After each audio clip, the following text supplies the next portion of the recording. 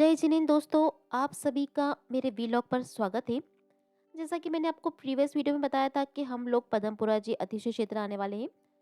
हम जयपुर से चले थे और जयपुर से ये क्षेत्र अराउंड 36 किलोमीटर है। क्योंकि हम अपनी कार से थे इसलिए हम थोड़ा जल्दी भी पहुंच गए। हम भी यहाँ पे पहुंच चुके थे। शाम होने को आई थी इसलिए पहले हमने खाना खा लिया। रात हो जाती वहाँ पे भोजनशाला बंद हो जाती, इसलिए हमने पहले खाना खा लिया और उसके बाद फिर हम तैयार वैयार होकर मंदिर पहुंचे। अगर आप यहाँ नहीं आए हैं, आपको इस तीर्थ के बारे में जानकारी नहीं है, तो वीडियो में आप बने रहिए, मैं आपको इसके बारे में पूरी जानकारी दूंगी। सबसे पहले तो आपको बता दूं, पदमपुरा जी तीर्थ क्षेत्र जो है वो एक अतिशय क्षेत्र है, मतलब चमत्कारी मंदिर है। यहाँ पर पद्म प्रभु भगवान की प्रतिमा विराजमान है। उसके अलावा भी बहुत सारे भगवान है, लेकिन जो मूल नायक भगवान है वो पद्म प्रभु भगवान है। और ये जो मूर्ति है मेन पद्म प्रभु भगवान की, वो एक खुदाई में निकली थी। वैशाख शुक्ल पंचमी विक्रम संवत 2001 को, यानी कि जो हम कैलेंडर, जॉर्जियन कैलेंडर, जो हम नॉर्मल वाला कैलेंडर यूज करते हैं, उसके हिसाब से 1944 को ये मूर्ति निकली थी। हर जगह इसको विक्रम संवत में दिया गया है, उसके अनुसार ये 2001 विक्रम संवत 2001 में ये मूर्ति निकली थी। और एक मूला जाट जो था वो अपने घर की नींव खोद रहा था, उसमें उन्हें ये मूर्ति दिखाई दी। उन्होंने जब लोगों को बुलाया तो उन्होंने पहचान की कि ये पद्म प्रभु भगवान की प्रतिमा है। फिर जैनों ने आकर प्रतिमा ली और जिस जगह से निकली थी वहां पर अभी भी एक छतरी देख सकते हैं, जहाँ से मूल ये प्रतिमा निकली है वो अलग जगह है और ये मंदिर अलग जगह बना है। मूल प्रतिमा मतलब उसको छतरी स्थान बोला जाता है। आप वहां पर दर्शन करने के लिए जा सकते हैं। वहां पे पद्म प्रभु भगवान के चरण चिन्ह है। उसके बाद ये प्रतिमा जो एक छतरी वाले मंदिर में स्थापित की गई, क्योंकि तब तक ये जगह नहीं थी। इस जगह को प्राप्त किया गया, उसके बाद मंदिर निर्माण के लिए शिलान्यास वगैरह किया गया। उसके पहले तक ये प्रतिमा छतरी मंदिर में स्थापित की गई थी। आप देख सकते हैं छतरी मंदिर भी छतरी के जस्ट आगे है। चरण पादुका के थोड़ा सा आगे निकल के आपको छतरी मंदिर मिलेगा। वहां पर भी अभी पद्म प्रभु भगवान की एक प्रतिमा विराजमान है। उसके बाद 10 दिसंबर 1945 को ये जो नया मंदिर है उसकी नींव रखी गई थी। अजमेर के एक नेताजी थे, सर सेठ भागचंद जी सोनी, उनके कर कमलों से इस मंदिर का शिलान्यास हुआ। और अराउंड विक्रम संवत 2018 यानी कि साल 1962 में ये विशाल मंदिर बनकर तैयार हो गया था। 1962 में इसका बढ़िया सा वेदी प्रतिष्ठा समारोह हुआ और ये नया मंदिर बनकर तैयार हुआ और 1008 पद्म प्रभु भगवान की मूल नायक प्रतिमा को इस नए मंदिर में विराजमान किया गया।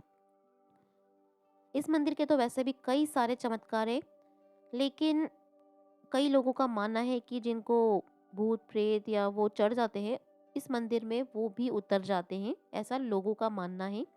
हमने अपनी आंखों से भी देखा है। कुछ लोगों को जो भारी वादा टाइप का होता है ना, वो यहाँ पर आकर काफी सॉल्व हो जाता है उनका प्रॉब्लम। कहा जाता है कि इस मूर्ति के प्रकट होने से पहले ये जो गांव है ना, बाड़ा गांव है, शिवदासपुरा में बाड़ा गांव, वहां पर पानी की काफी समस्या थी और बीमारियां भी बहुत थी। लेकिन जब से ये मूर्ति निकली है उसके चमत्कार से पानी की समस्या खत्म हो गई, जानवरों की मृत्यु और जो विभिन्न प्रकार की बीमारियां हो रही थी वो भी सब बंद हो गई। कई सालों के बाद ग्रामीणों को एक समृद्ध फसल भी मिली थी। और यहाँ पर आने वाले तीर्थयात्रियों की मानना है कि उनकी सारी इच्छाएं पूर्ण होती है। ऐसा भी कहा जाता है कि पद्म प्रभु भगवान के दर्शन से यहाँ की समस्याएं और विघ्न जो होते हैं वो दूर हो जाते हैं। ये बहुत अच्छी बात है। हम श्रद्धा से आस्था से दर्शन करते हैं तो वैसे भी सारे विघ्न दूर हो जाते हैं। अब मैं आपको इस मंदिर के बारे में बता देती हूँ। इस मंदिर में मेन भगवान तो पद्म प्रभु भगवान की मूर्ति है, सुंदर सी प्रतिमा है। पद्म प्रभु भगवान की मूल वेदी के आसपास 10 वेदियां और है, जिसमें भगवान बाहुबली, भगवान महावीर, भगवान पद्म प्रभु, भगवान ऋषभ देव, भगवान नेमिनाथ, भगवान पार्शनाथ की मूर्तियां स्थापित है। उसके बाद इस वाले गेट से बाहर निकल के जो बाहर वाला राउंड है उसमें भी 4 और डेरिया बनी हुई है। वहां पर भी आदिनाथ भगवान, महावीर भगवान की प्रतिमाएं विराजमान है। अब ये मंदिर थोड़ा और एक्सटेंड हो रहा है, मतलब अभी जो काम वाम चल रहा था और थोड़ा सा और बाहर वाले एरिया को अंदर की तरफ ले लिया गया है। उसके बाद आप इस मेन मंदिर के पीछे जब नीचे से उतरकर पीछे की तरफ जाते हैं तो वहां पर भगवान पद्म प्रभु जी की खड़गासन प्रतिमा भी विराजमान है। पद्म प्रभु भगवान की इस प्रतिमा के यहाँ पर भी अभी काम चल रहा था और उस प्रांगण में भी 24 भी बनने वाली। हम अभी गए थे तो हमें वहां पर दिखा खड़गासन में 24 प्रतिमाएं विराजमान होगी, 24 भगवान की। उसका भी काम शुरू हो चुका है। वो इस मंदिर के जस्ट पीछे, आप नीचे से निकलकर पीछे जा सकते हैं। इसके अलावा इस मंदिर में रत्नों की प्रतिमाएं भी विराजमान है, आप वो भी जरूर दर्शन करने जाएं। नीचे आपको वहाँ पे लिखा हुआ मिल जाएगा रत्नों की प्रतिमा का मंदिर। वहाँ पे सारी रत्नों की प्रतिमाएँ हैं, बहुमूल्य रत्न हैं। वो मंदिर भी बहुत सुंदर है। और यहाँ पे रुकने के लिए भी कोई टेंशन नहीं है। अराउंड 250 कमरों की एक बढ़िया-सी धर्मशाला है, 15 हॉल है, भोजनशाला है और लंबा-चौड़ा परिसर है। आराम से यहाँ पे रुका जा सकता है। कहा जाता है कि जो नवरात्रि आती है यहाँ पर उस वक़्त बहुत भीड़ होती है और कई लोग यहाँ पर पद्म प्रभु भगवान की चालीसा मतलब 40 दिन तक हर दिन 40-40 बार चालीसा की जाती है, उसके लिए भी यहाँ पे कई लोग आते हैं। वैसे माना जाता है कि नवरात्रि में इस मंदिर का खास महत्व मतलब महत्व तो हमेशा ही होता है। नवरात्रि में ज़्यादा लोग आते हैं, जिनको बारी वादा वगैरह होती है या वो होता है उस लिए भी यहाँ पे लोग बहुत पहुँचते हैं।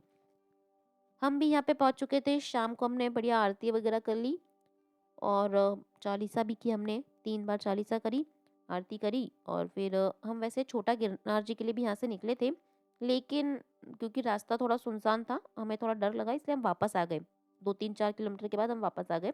हम नेक्स्ट मॉर्निंग गए, उसका वीडियो भी मैं आपको दिखाऊँगी, उस तीर्थ की भी वंदना करवाऊँगी। हम वापस आ गए और अगले दिन हमने फिर से दर्शन किए यहाँ पर। जय जिनेंद्र दोस्तों, हम जा रहे हैं सुबह सुबह मंदिर के दर्शन करने और आशुतोष अभिषेक करेंगे वहाँ पे। आपको भी अगर हुआ तो हम अभिषेक करते हुए दर्शन कराएंगे। सुबह सुबह का व्यू इतना प्यारा है, मोर बोल रहे हैं। अगले दिन सुबह हमने प्रथम अभिषेक की बोली ली थी। हमारा सौभाग्य था जो हमें बोली मिल गई। प्रथम अभिषेक किए आशुतोष ने और मैंने भी पूजा पाठ की वहाँ पे। बहुत बहुत अच्छा लगा शांत वातावरण में।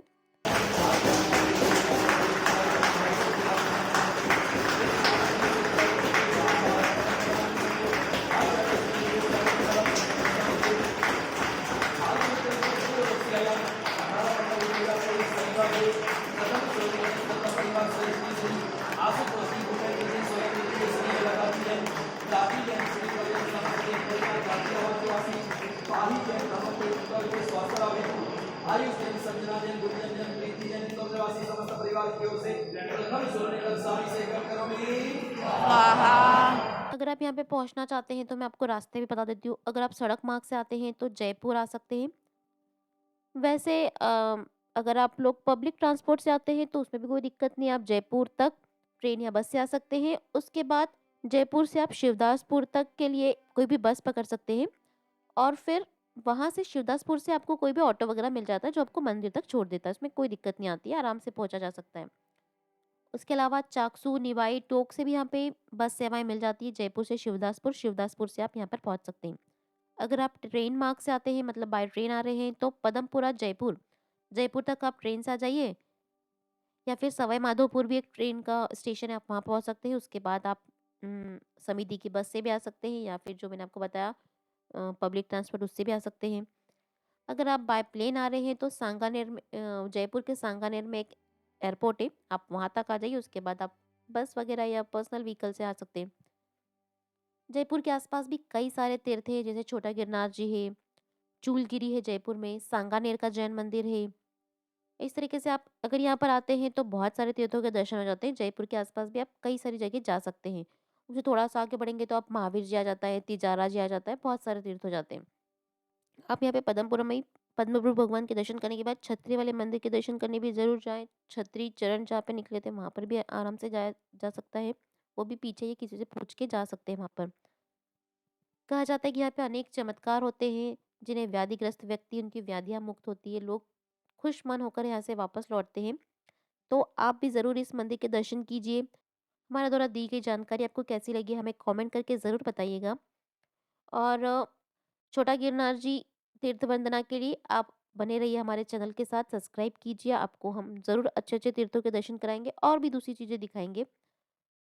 फिर मिलते हैं एक नए व्लॉग के साथ, तब तक के लिए बाय। जय जिनेंद्र।